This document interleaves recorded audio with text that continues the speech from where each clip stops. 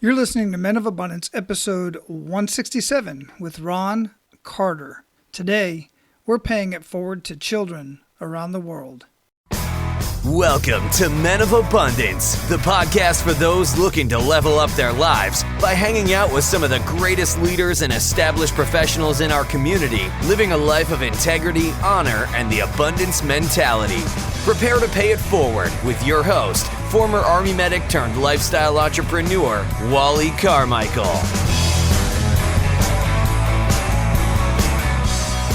What is going on in your world today, Men of Abundance? I am Wally Carmichael, your founder and host of the Men of Abundance podcast. I am so excited to be here with you today. And today's episode is getting me all caught up. If you've been listening for a while over the holidays, I got behind quite a bit. So this one gets me all caught up and we'll be back on track starting with tomorrow's episode. And today I have something very new for you. This was inspired by Dan Miller. And just in case you don't know who Dan Miller is, he is the author of 48 Days to the Work You Love, many other books. He's got a podcast called 48 Days Podcast, which I absolutely love. And that's where I got this idea from. I had a conversation with Dan earlier last week. So you're going to be hearing directly from him here pretty shortly on Men of Abundance. But on his show, he has a good news story episode, or not an episode, but a part of his show where he tells a couple good news stories, and he does it right up front at the very beginning of his show. Well, here's the thing. All of Men of Abundance pretty much is a good news story, aside from the kick in the gut moment, but then we get into the good news story, and every single episode pretty much is a good news story. But I like to hunt the good stuff. It's something that I've done for many years because there's so much negativity in the world that it drowns out all of the good stuff. And quite frankly, the good stuff doesn't get reported. That's another reason why I wanted to do this Hunt the Good Stuff portion of the episode at the beginning of every episode, because there are many men and women out there who are doing amazing things, and I simply can't talk to all of them. And many of them are so busy that they simply can't make the time to get on every single podcast that reaches out to them. And I'm telling you, I do reach out to many of them. So since I can't get some of them on the show to have a conversation with them, I'm going to lift them up on the show anyway, just to give them the support that they need and to get their story and message out there. And here's the cool thing. I want to get you involved because I would love for you to send me good news stories. If you know of any good news stories that you would like for me to highlight, or even possibly have a conversation with the people behind the story, I would love for you to make that connection or send me the good news story, bring it to my attention. So if you happen to find a good news story on Facebook or on social media, tag it with a hashtag MOA Good Stuff. MOA Good Stuff. Just tag MOA Good Stuff. I'll be looking for those.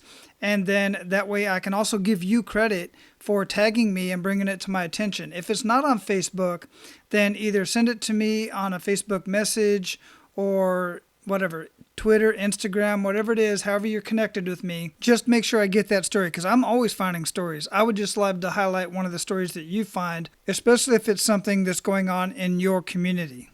So before we hunt the good stuff today, I want to make sure that you are abundant in your day today by paying it forward and sharing Men of Abundance with as many people as you come in contact with, or as I always say, at least the ones that you like. And if you could, go over to iTunes and leave a rating and review. I absolutely love reading those. I want the feedback, but it also pushes us up in the search engines so more people can find Men of Abundance and these amazing stories and conversations. All right, so let's hunt the good stuff. I've got two amazing stories for you today. The first one is near and dear to my heart because I'm a veteran, and not only am I a veteran, I am a retired Army medic. So every time I see or hear of a fellow veteran doing amazing things in the world, it just makes me feel that much better and that much more proud. So this first story is about fellow veteran Travis Mills. Now I did reach out to his people. I reached out to him and tried to get him on the show, and they tried, but they reluctantly had to decline because they truly are so busy. I mean, this guy has been on Ellen. He's been on all the news channels. He is so booked up. Plus, of course, he's trying to live his own life, for goodness sake. And I truly respect that. So I'm going to tell his story right here. Plus, I'm going to have the video that I'm going to reference in the show notes at menofabundance.com /167. So make sure you go check that out. But Travis was on his third tour in Afghanistan when he stepped on an IED. He woke up a while later on his birthday and found out that he was a quadruple amputee. And of course, as you can imagine, he didn't feel his life was worth anything. His wife decided to stay with him, which is an amazing thing, an amazing woman, of course. And since his wife was going to stay with him and his daughter Chloe was going to be with him, he figured it was time for him to get his stuff together and get better. So that's what he did. But as you can imagine, it was no easy task. And he was introduced to a trainer. Divine intervention got him and an amazing trainer together. And that story, how he was introduced to his trainer, is in the conversation that he had with Ellen. So I'm also going to have that video posted in the show notes. And guys, there's a couple reasons why I wanted to share this story with you. And one is the amazing example of the resilience that Travis had. And it came from many different sources, because had he been left on his own, he certainly wouldn't have been where he is today, unfortunately. And as far as I can tell, there's three major people that came into his life. Well, one was the hospital, Walter Reed. He really started rehabilitating there. But then another quadruple amputee came in and basically welcomed him to the club, even though that was no club he wanted to be a part of. But that man was one of the first steps towards Travis's rehabilitation. Second, of course, is his wife and his baby. His wife told him that she was going to stick around. She was there for him till the end. That is how this should work. They were married. They have a child together. The father of her child, she was going to stick by him through thick and thin. And this is about as thick as it could possibly get. And then, of course, his trainer, David Verbora, who was a former NFL player who blew out his shoulder and became a trainer and was introduced to Travis, and they just hit it off right away. So that show of resilience and having strong people in his life really made a huge difference. The other reason why I wanted to bring up this story is because Travis has gone on further to help other veterans who are going to camps to get rehabilitated, but their families couldn't go along. So Travis thought that just wasn't right, because he had his family with him much of the time when he was going through his rehabilitation, and it's critical that their families are there by their side. So Travis started setting up a fund so that the families could accompany the veterans along with their rehabilitation to these various camps. Travis, I've already mentioned it to you through our initial connection. Thank you very much for everything that you've done. Thank your family very much. And thank you for everything that you're doing for veterans and their family. It means so much to all of us. All right, I got one more Hunt the Good Stuff story for you before we get into our featured guest today. And this one is about what Colorado has been doing with their homeless population. So in case you haven't heard, as of November of 2016, Denver, Colorado has been employing their homeless population and giving them jobs at $12.95 an hour. These guys have been doing everything from cleaning gutters to doing some clerical work, many different types of jobs based on basically what needs to be done and what some of their skills are. And at $12.95 an hour, that is amazing. And over the last year, just over a year, they've employed 280 homeless people. Now, here's the cool thing that's happening. As a result of this, many of these homeless people are getting jobs because employers, other businesses are seeing these people work. And as a result of that, they have employed almost half of the 280 people have actually gotten jobs. And 15 of them were actually hired by the city, by Denver. So initial conversations, when you start thinking about this, about employing the homeless population and paying them $12.95 an hour, your first thought might be the cost. But then when you look at what's actually happening and these people are actually getting off the streets and getting jobs, I got to tell you, I would have never seen that happen, but it just makes sense because these people are getting their dignity back. They're getting employment. That's what they need. That's what they want. They want to work. So Denver is giving them jobs, and then the other employer, they're getting their dignity back. They're standing upright. Employers are seeing this. They're seeing the skills that they have and that they want to work. And then these other businesses are hiring them on. How amazing is that? That is such an amazing story. I'm going to have a link to this story in the show notes at menofabundance.com/167 so that you can read more about it yourself. And again, if you have any amazing stories going on in your community that the general population doesn't know about just yet, send them to me. If you put it on Facebook, hashtag it MOA Good Stuff so that I can find it and I will mention your name as I share the good news story here on Men of Abundance that you shared with me. All right, so that was a very long intro before we get to our featured guest today. So we're going to get right into this conversation, but I do want to say right up front, I want you to go check out childrenincorporated.org, because our featured guest today is the current CEO of childrenincorporated.org. Men of Abundance, it is my honor to introduce you to Ron Carter. Ron, welcome to Men of Abundance. How are you doing? I'm doing great. It's great to be with you. Awesome. I'm glad we got connected. Lori is, as we were talking pre-show, is one persistent individual. I'm glad she is. But Ron, where are you at in the world? We are in Richmond, Virginia.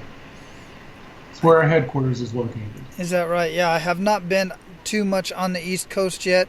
I definitely have to get over there. I have been to West Virginia, but it was like for a day, and that was about it. That's as far east as I've gone. Yeah, our headquarters is in Richmond, Virginia. We've been here for 52 years now. Wow, no kidding. That's amazing. Yeah. That is a long time. Well, we're going to get into that in just a minute. Before we do, I like to start the show out with an attitude of gratitude, man. What do you have to be grateful for today? You know, off the top of my head, I would say the thing I'm most grateful for is good health.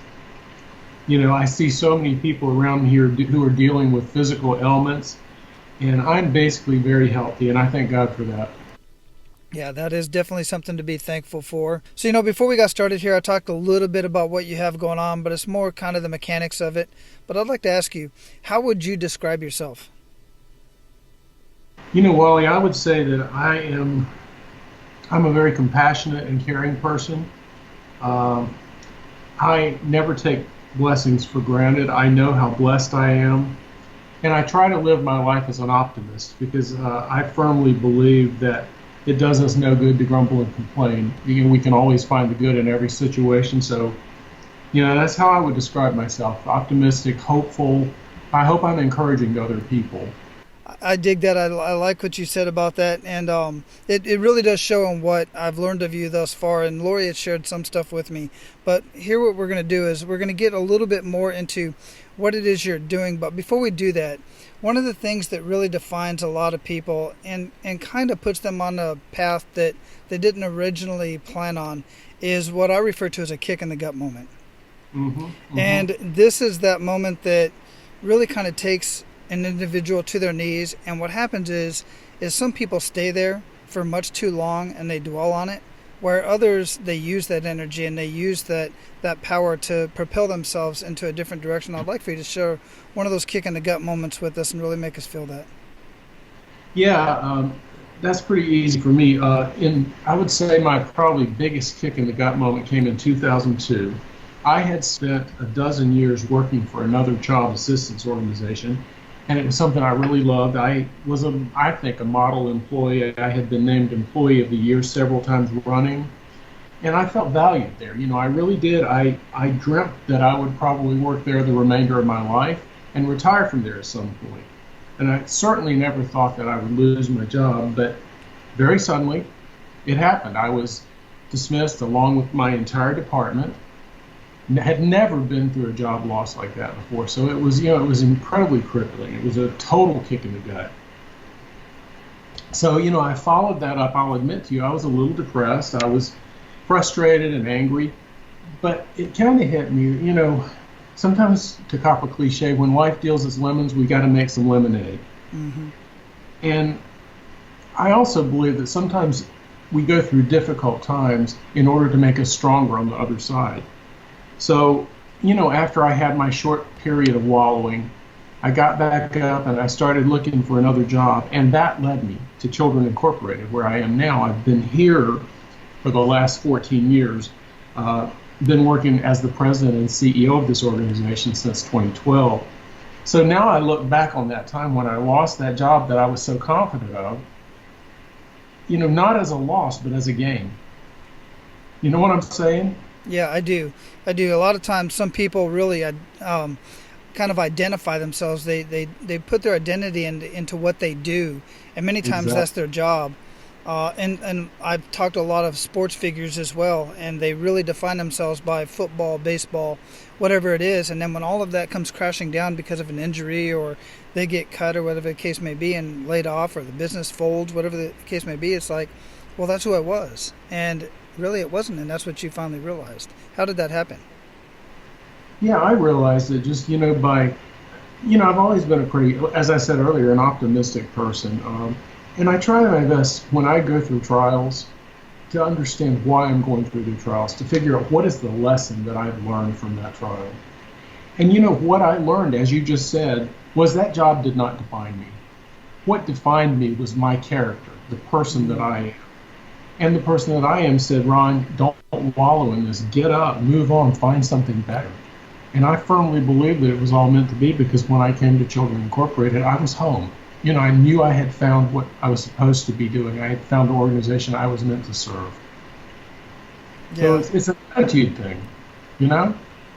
Yeah, it is. I do know, and it's just a wonderful thing when you're finally able to realize that, one, you probably weren't as happy as you originally thought in what you were doing before, and it was really, I call it divine intervention, that something did happen to intervene to put you on the path that you were really meant to be on. Yeah, absolutely. Absolutely. So what is Children Incorporated? What is that? And, I have it up here, and I've read through some of it, but I want to hear it from you. What specifically is it? What is the mission? What are you guys doing over there? Well, Children Incorporated's mission is basically to offer education, hope, and opportunity to children who are living in impoverished conditions. Children Incorporated is a child sponsorship and child assistance organization. As I told you earlier, we've been around since 1964. We work in a number of states in the United States, but we're also in 22 additional countries around the world. And we go into those different site locations, which would be public schools or orphanages, daycare centers, and we link up with people who are already working there to provide for children. We do not go in and hire employees. We work with a network of volunteers, and those people know the situations of the various children in their schools and centers. They refer them to us, and then we basically raise money to help provide for the children's most basic needs. And that can be food, clothing, school supplies, in some situations medical assistance.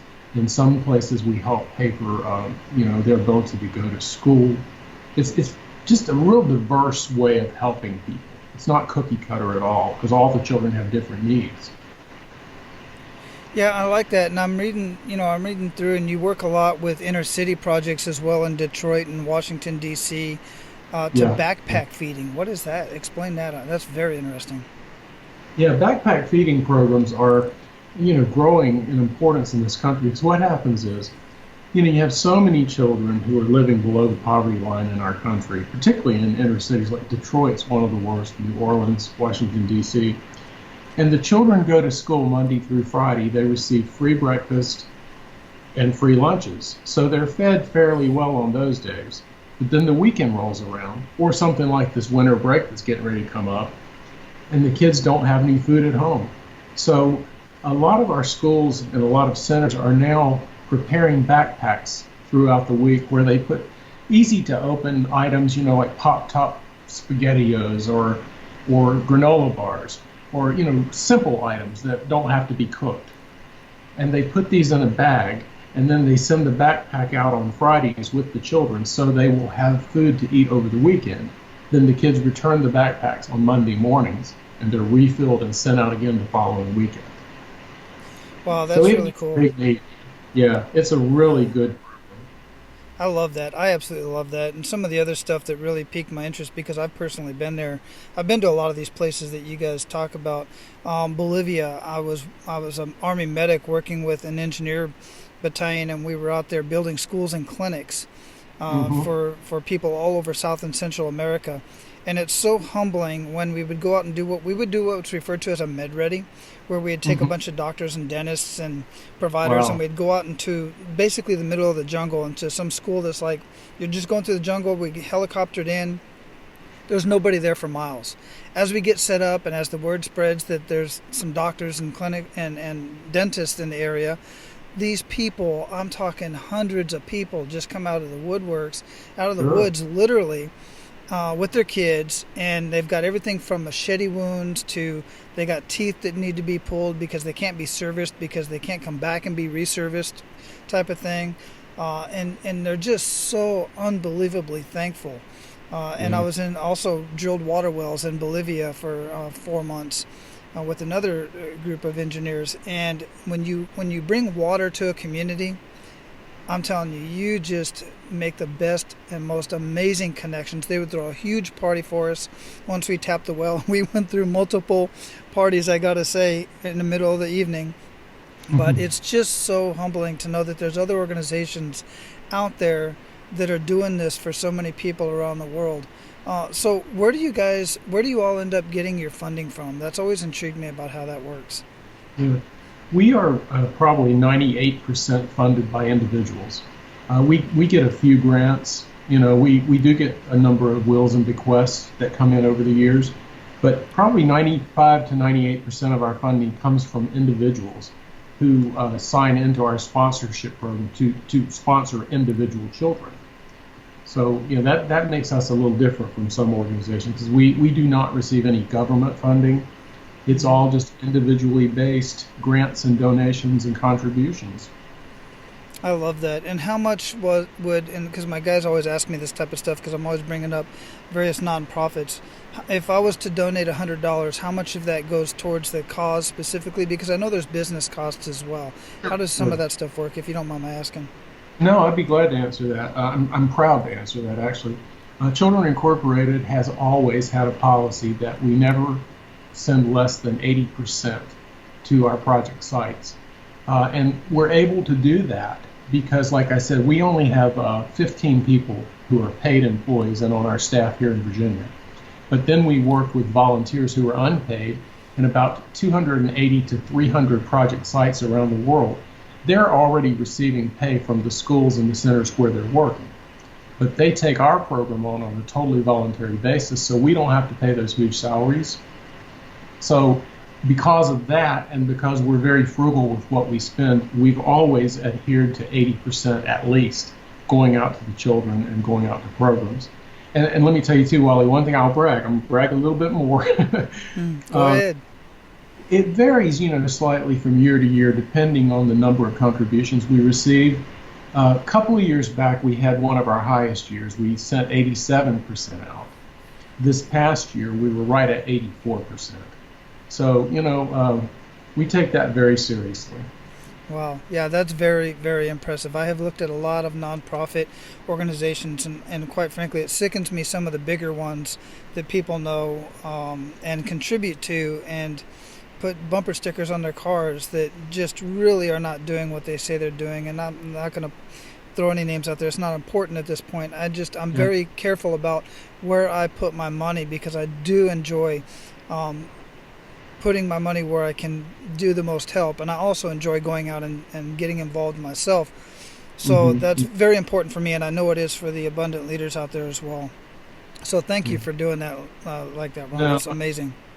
I understand when people ask that question because I'm just like you. I contribute to different causes, and I want to know that my money's helping. I want to know that I'm actually sending money that's making a difference and not going to pay a big salary. And that matters. So yeah, I'm glad to answer that question. Yeah. So what are some good news stories? I know you've got many, many good news stories, probably more than you can mention after being with the organization for so long and just from the organization itself. But if you could share a couple good news stories with us, because I am just a sucker for those stories.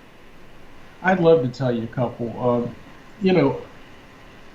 The thing that our sponsorship program does is it not only provides financial resources so that we can provide for the children, like clothes, shoes, educational assistance, but it also offers sponsors an opportunity to send letters and cards to the children that they sponsor. And, those letters and cards can make a huge difference in the life of a child who feels neglected and ignored. So with that in mind, I'll tell you a story. A few years back, I was working at a school in West Virginia, a very poor area. And one of our volunteer site coordinators there told me about a young boy. His name was Robbie. And she said that he was painfully shy, that he was very backward, he was unable to communicate with adults. He shied away from even making friends his own age. primarily because he was so poor. See, he didn't have nice clothes. His clothes were ill-fitting. He didn't have good hygiene because his family couldn't afford soaps and shampoos. So this kid was in a difficult situation. He was very disengaged. And when I first met him, he hung his head. He wouldn't look me in the face. He couldn't talk to me. Okay, I left that school. A few months later, I come back for another visit. And this coordinator tells me, she said, Robbie got a sponsor. And Ron, you will not believe the change in this program since he got this sponsor. This woman had been sending him jeans. She had sent him some new sneakers. But she had also been sending him cards and saying, you know, Robbie, you're special. You matter. You're somebody that's significant. And it had elevated this kid to such a level. When I walked up to him in the hall that day, he looked incredible. He was dressed well. He looked me right in the eyes. He shook my hand. He talked to me. He told me what his sponsor meant to him. And he said, you know, it changed my life because this woman, she cares about me, and I never had anyone to care about me before. And you know, I've never forgotten that kid. I see his face in my mind sometimes. You know, I don't know what happened to him when he grew out of that program and moved. But I know he had hope as a result of someone caring about him. And he had hope because now he had the right type of clothing. He was clean. He could fit in and not feel like he was ostracized because he was less than. You know what I'm talking about? Yeah, absolutely. Yeah, I remember being special.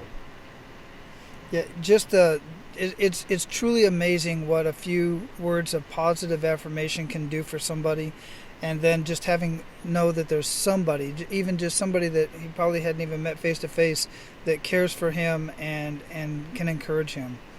Yeah, it makes all the difference in the world, you know, because so many times, you know, children, particularly teenagers, have a hard time fitting in anyway. Mm-hmm. And if they're kind of ostracized because they don't have the same things as the other kids, and they begin to feel less important, you know, like they don't fit in, they need someone to tell them, no, you're okay, you matter, you're valuable, you're just as worthy of learning.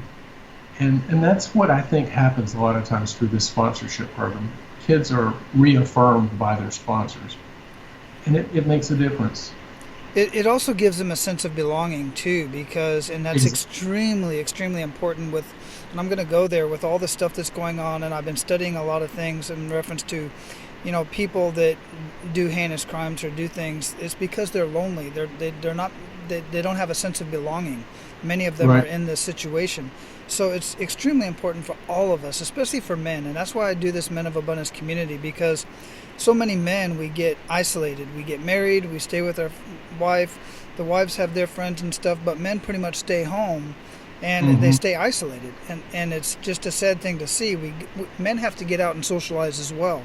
And that young man definitely had to be socialized and have a sense of belonging, and then have those positive affirmations shared with him. Yeah, I absolutely agree with that. Yeah. I would love to see where it went later. Yeah, I would too. Now, you know, we do have some really good success stories. Like, for example, we have a sponsor who has assisted some children from Colombia. And we know that one of the children that she sponsored like 30 years ago is now a very important lawyer in Colombia. She graduated from high school. She was able to go to higher ed, and now she's a lawyer. Another thing, we have a school that we work with in Menifee County, Kentucky, which is a very poor area. 2 of the teachers in that school were in the Children Incorporated program back in the 1970s. Now they're working in the school to help children. They're managing our program for us there. And you know, we have a lot of examples. You mentioned Bolivia earlier. We built a school in Bolivia last year, and we needed somebody to be our hands and our eyes in Bolivia. And we were able to hire this young man named Roberto, who had been on our program many years before, and he was the general contractor. He oversaw the project and the building of that school for us. So, you know, there's some incredible success stories that come out of this. Man, that is amazing. I just absolutely love that. That makes my day hearing those stories, Ron. So, brother, we're at the point where we're going to pay it forward to our abundant leaders. You ready to do that? I'm ready. Excellent. I'm ready. Share 1 to 3 actionable steps with Men of Abundance that they can take today. Well, I'll tell you the first thing I would say. I think that we all need to practice thankfulness. I think that if we avoid becoming negative and pessimistic, if we stop every day and look at the blessings we have in our lives and never take the fact that we have roofs over our head, we have food to eat, we have clothes on our backs, most of us have, vehicles, so many things that we take for granted as if those things have to be there. They don't. They could easily be taken away. And that's not said in a pessimistic way, it's said in a realistic way. So we need to stop every day and practice thankfulness and recognize that we are very, very fortunate and very blessed. And I think if we do that, it's going to change our world. It's definitely going to change our lives. Yeah, it absolutely does. 100%. That's why I have an attitude of gratitude starting out the show and every single morning, an attitude of gratitude. And some nights, depending on my day, I have an attitude of gratitude just before I go to bed at night because it helps me sleep better. It just makes me productive in my sleep, to be honest with you. I truly feel that way. If you think about it, Wally, negativity makes us sick. It does. It makes us sick. It steals us of joy. But if we're thankful and we do have that attitude of gratitude, everything about us is going to be different. We're going to see the world in a different way. We're going to interact with the people around us in a different way. So yeah, absolutely, attitude of gratitude. I'm with you on that 100%. Yeah, makes a huge difference. So what daily habits make the biggest impact in your life, Ron?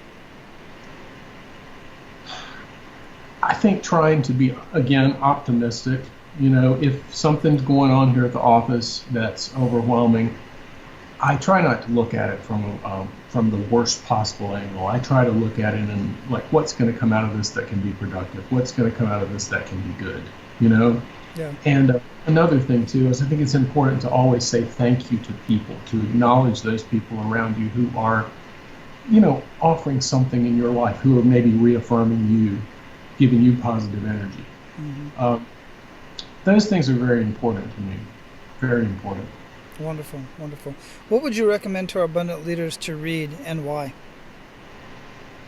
I thought about that a lot as it was leading up to the show.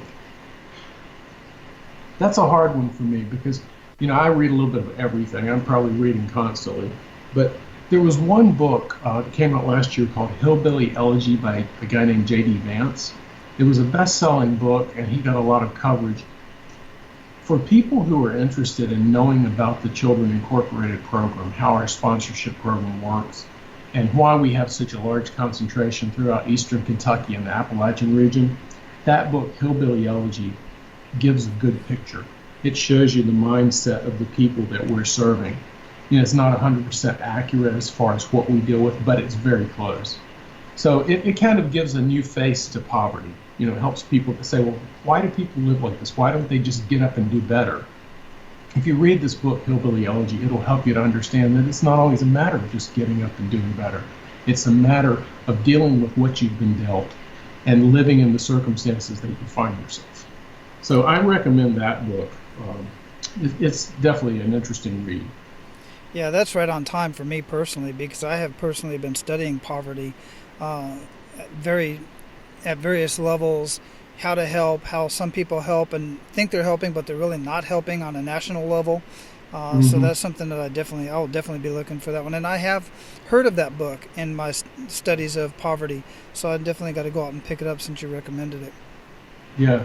It was recommended to me by a friend about a year ago, and I had a number of our people on our staff read it, and we actually, a church that I attend, we shared it in a Sunday school class because, it's enlightening, it's eye-opening. Yeah, I'll look into that. And I'll have it linked up in the show notes at menofabundance.com as well. So what do you feel holds most people back from living a life of true abundance, Ron? I think, again, attitude. I think attitude's a huge thing. I think if we have a positive attitude and we're looking at things in a light-filled type way, we're going to accomplish a lot more. But if we're negative and we're grumbling, complaining, and fault-finding, we're going to hit roadblocks left and right. Yeah. Attitude matters. Absolutely. So what does living a life of abundance mean to you? I've never been one of those people that has to have tons of stuff. Stuff doesn't mean anything. So for me, a life of abundance is just having all I need. The roof over the head, the clothing, food to eat, the basics. And secondly, I think a life of abundance is being caring and compassionate and being aware of the struggles that others face around us. And I think doing whatever we can to help alleviate some of the pain and the struggling in the world. Because while I believe that we're all connected, and I think as such that we all have to care and help one another. So it's important to be aware of other people suffering and not become so caught up in our own lives that we neglect to see what's happening. Being aware of other people's struggles and then doing what you can to alleviate some of those struggles. That absolutely sums it up. It may be something small. It doesn't have to be something elaborate, but we can all do something to help somebody else. So we're going to close this up, Ron, but before we do, what did we not talk about that you want to ensure that our abundant leaders get out of our conversation today? Well, I just want to say to you, thank you very much for including me on the show. This has really been a pleasure for me to talk with you today. I'm very interested in Men of Abundance, and I'll be pursuing finding out more about your group. I just want people to know, I guess, that the organization I work for, Children Incorporated, though it's not one of the best known organizations in the world, it's a good organization, and we help lots of children around the world.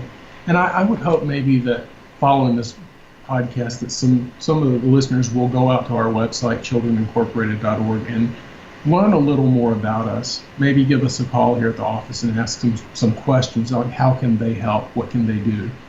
Because, we're all seeking somewhere that we can make a difference. And I think if you find a good, honest, loyal organization that can help you, that's the first step.